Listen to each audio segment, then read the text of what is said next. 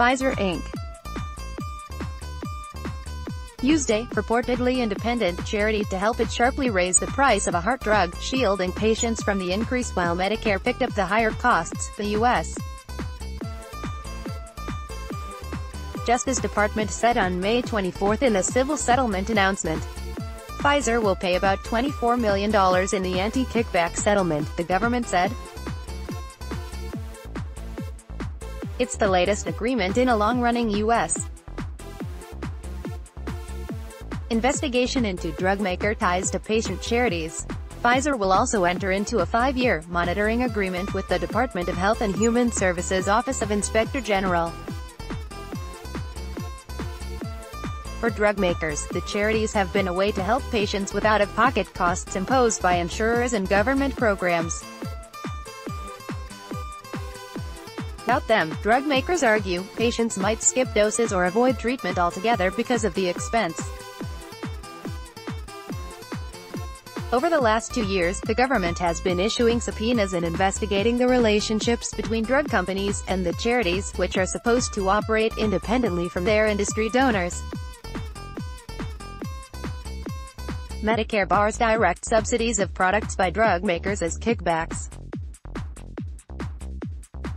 Patient charity. The Pfizer settlement is focused on 3 drugs, Suboxone and Latha for kidney cancer, and the heart rhythm drug Ticasone. Suboxone had U.S. sales of $374 million last year, while Latha sold $126 million. Ticasone sold $153 million in 2016, according to the company. In the case of the heart rhythm drug, Pfizer worked with the Patient Access Network Foundation to finance a fund for heart patients at the same time it was taking a huge price increase. The drug maker raised the price of Ticasone by 44% during the last 3 months of 2015, according to the government. Pfizer coordinated the timing of the opening of the fund for these patients with the implementation of a Ticasone price increase, the government said. For the next 9 months, patients on the drug accounted for virtually all the beneficiaries of the charitable fund, the Justice Department said. In 2015, Pfizer gave more than $10 million to the Patient Access Network Foundation, according to a summary by the drug maker. It doesn't specify how much of that went to the heart drug fund. In the case of the kidney cancer drugs, the New York-based drug maker worked with a third-party pharmacy company to steer patients to the foundation for financial help, instead of giving out free drugs. It tracked data from the pharmacy to confirm that Pfizer's donations were going to patients on its products, according to the Justice Department. Costly drugs. The settlement doesn't mention price increases for the cancer drugs, which can cost tens of thousands of dollars a year. Latha currently costs about $239 per 5 mg tablet, or more $14,000 a month, according to data compiled by Bloomberg Intelligence.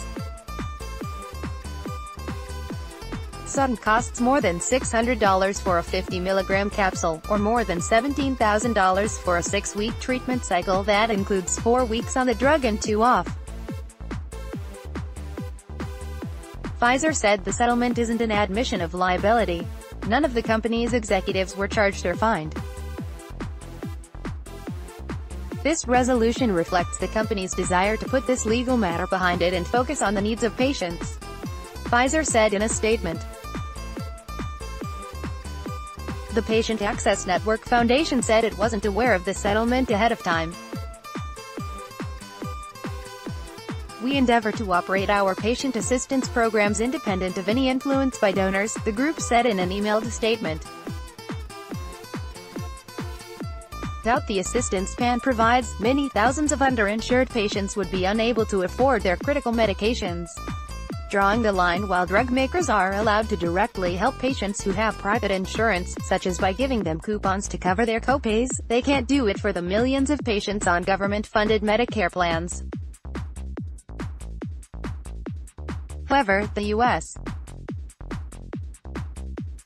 does allow drug makers to donate money to independent patient assistance charities, which are legal so long as pharmaceutical companies don't exert influence over how the charities are run or who they help. Those lines have sometimes become blurred. A Bloomberg Businessweek investigation in 2016 found that one charity in some cases appeared to give preferential treatment to patients of donor companies. In December, the Justice Department announced a $210 million settlement with United Therapeutics Corp., a maker of pulmonary hypertension drugs, for using a charity to funnel money to its own patients. The company tracked its donations to ensure that sales from Medicare patients being helped far exceeded its donations, the government alleged. Separately, Celgene Corp. and Agerian Pharmaceuticals reached settlements with federal and state officials in 2017. Earlier this month, Jazz Pharmaceuticals plc, the maker of the drug Xyrem, said it had reached a tentative agreement with the Justice Department to settle a probe over its donations to charities and set aside $57 million to resolve the probe. By Robert Langreth.